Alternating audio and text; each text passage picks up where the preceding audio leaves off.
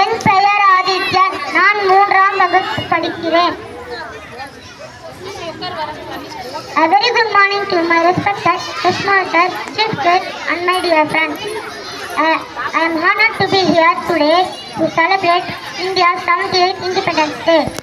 It is the day to commemorate the sacrifices of our freedom fighters and recommit ourselves of our values of liberty, equality, and justice, and also symbolizes India's pride, freedom, and resilience to liberate the motherland from the clutches of our British. Mahatma Gandhi, non-violence and non-cooperation movement.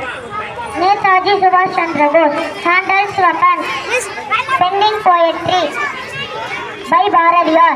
Bravery woman, Velnachia Rani Lakshmibai. Refusing to pay royalty, Veerapandi Kattabomman. The Tamilian who first ran the ship, V.O. Sigabaram Pillai.